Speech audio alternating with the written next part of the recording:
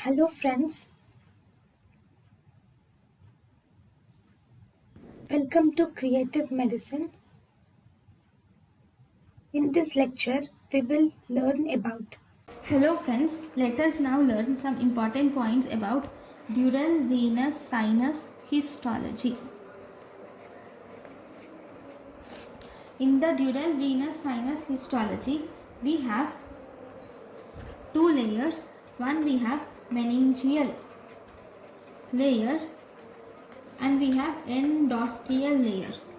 Okay, in meningeal layer has only fibroblasts. Meningeal layer has only fibroblasts, whereas endosteal layer has both fibroblasts and osteoblast. It has both fibroblast and osteoblast. Meningeal layer has only fibroblast, whereas endosteal layer has both fibroblast and osteoblast.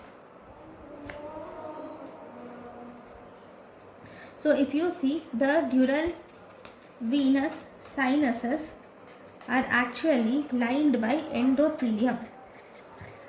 They are lined by endothelium. Dural venous sinuses are lined by endothelium. There is no muscular tissue and there are no valves. There is no muscular tissue and there are no valves.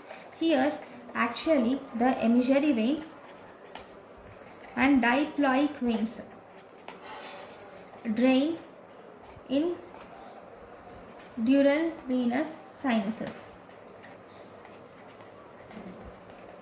Emissary veins are also valveless.